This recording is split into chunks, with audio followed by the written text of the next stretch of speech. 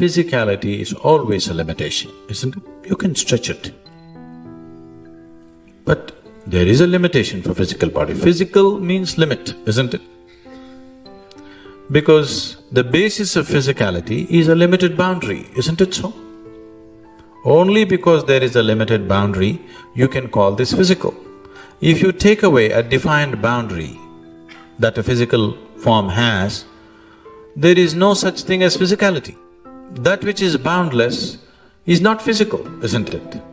So is there a boundary? Definitely there is. Nature has set up substantial limitations upon you, but what I am talking about is you are inventing new limitations. This is not necessary. As it is, nature has set up enough limitations upon you. You don't have to invent new limitations and make yourself much smaller than what you are. A human being is… Generally there's so much talk about God and heaven and nonsense, mainly because human beings have not realized the immensity of what it means to be human. That is the main problem. If you are experiencing the immensity of what it means to be human, you wouldn't be talking so much about other things. This is a grand thing by itself. He makes a fish into a human being over the afternoon. Is it not a grand thing? But he is doing it unconsciously. If he can consciously convert a fish into a human being, it is a phenomenon, isn't it? Isn't it so? It is an impossible phenomenon which all of you are performing, but unconsciously. So how much of you has entered into your consciousness? That's a question. If you look at it, actually not even 1% of who you are has entered into your consciousness right now. If a few more percentage points enter, suddenly everything that you do looks like superhuman. Now, people around me every day witness things which they can't believe. So people keep on saying, Sadhguru, are you superhuman? Are you a human being? I keep reminding them, this is not about being superhuman. This is about realizing being human is super. Now, let me tell you a story. A certain man got spiritual thirst. In those days when they got a spiritual thirst, they went into the forest. So he went into the jungle, found a nice rock for him to sit and meditate. He sat down, then he noticed a little away from him, there was a fox. Both its forelegs were severed, crippled fox. Probably in some trap, hunter's trap, both its legs gone. Nature is not kind to any kind of incapability. This taking care of incapable people is essentially a human… it's a human society trait. In nature, if you're not capable of earning your own food, you're done. So here, there is a fox without both its forelegs, but looking healthy and well-fed. He noticed this and he thought, how is this fox managing without legs? Then he sat down, he has to do his meditation. He started. Went on for some time. As the evening came, he heard the growl of a lion.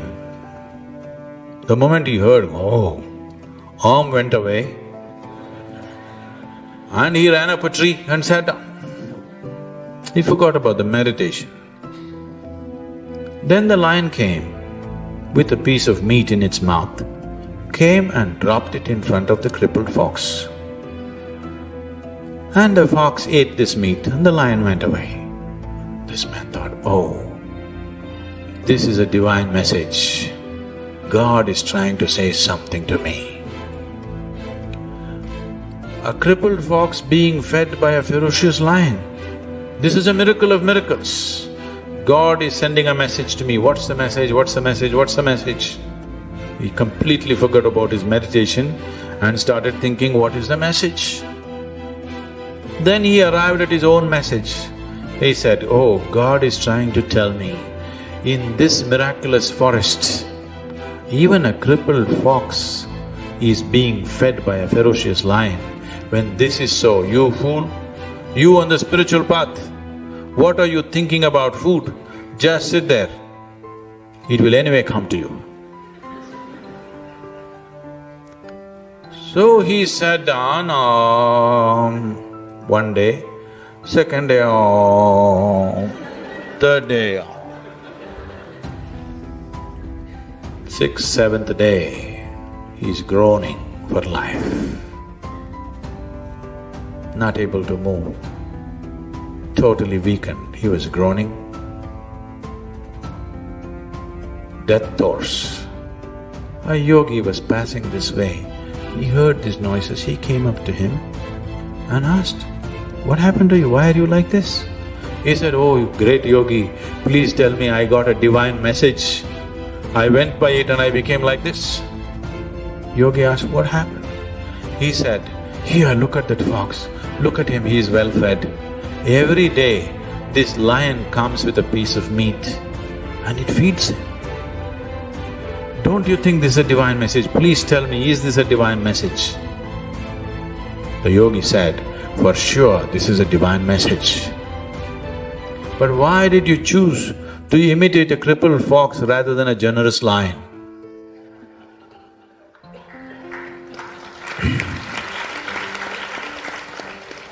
So this is the choice you have. If you're imitating a crippled fox, a generous lion looks like a miracle. It's not a miracle, it is doable. Yes, it is doable, nothing miraculous about it. But there are two ways to look at it. One way is, everything is a miracle. Tell me, you put filth into the ground and mangoes come out of the tree, sweetness. The filth and the sweetness of the mangoes, are they same? They are same, isn't it so? Aren't they same?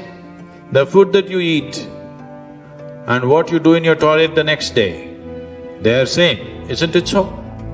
Yes or no? If you put that same filth into the field tomorrow, once again it becomes your food, isn't it so? It is the same. But can you treat both of them the same way? No, you need discretion as to how to treat it, but they are same, isn't it? Making filth into mangoes, is this not a miracle? Making fish into a human being, is this not a miracle? Yes or no? Everything is a miracle. That's one way of looking at life. Another way of looking at life is, nothing is a miracle. Everything is happening between cause and effect. If you are short-sighted enough not to be able to see the cause, you're only seeing the effect, then it is like this. If you're able to see both the cause and the effect, everything is explainable, everything is repeatable, everything is possible to make it happen. Now I am talking about a technology to make you into a miracle. But this is not a miracle. All technologies look like miracle, isn't it? Suppose you know nothing about electricity and the hall is dark right now and I tell you, you just watch it now, I will just touch this part of the wall and the hall will be flooded with light. And if I do it, wow, you will bow down to me. Yes or no? Anything that you do not understand is a miracle for you, isn't it? Yes? Anything that you are unable to grasp is a miracle for you. Now I'm going to pull out something from my pocket, just a combination of plastic and metal. I'm going to do this and talk to somebody in India or America or where you want. Is this a miracle or not? The problem is all of you have it, this is the problem. Only if I had it, if I had a cell phone 1,000 years ago, I would have become God himself. The damn thing came to me too late. If I had a light bulb 1,000 years ago, I could have become a god. The damn thing came too late. Technologies never come in time, Anything that you do not understand is a miracle for you. And at the same time, is there any one thing that you truly understand? I want you to look at this. Do you understand this flower? Fully. Do you? You may have studied botany for 10,000 years, but do you understand this flower fully? Do you understand a single atom in this existence? Do you? No. So everything is a miracle. If you look deep enough, everything is miraculous. On one level, everything is explainable. On another level, everything is miraculous. That's the beauty of life. If you have the necessary reason and the necessary sense of wonder and inquiry in you, you can know it all and still wonder about it, because you can study this flower for the rest of your life and still wonder about it. That's the beauty of existence, isn't it? Or you can be a fool who will draw conclusions about this flower and believe you know it. That's the difference. Everything about your life is like this, isn't it so? Yes? Everything about your life is like this. So it's miraculous and mundane at the same time. It is within reason and beyond reason at the same time. It is human and divine at the same time. You can play between the two. It's very beautiful. You can also become an animal, you know. Very easily human beings can behave like animals, isn't it? Because what is human is not established. You can freely, seamlessly move from animal nature to human nature to divine nature and back again if you wish. It's very beautiful. Don't mess it up.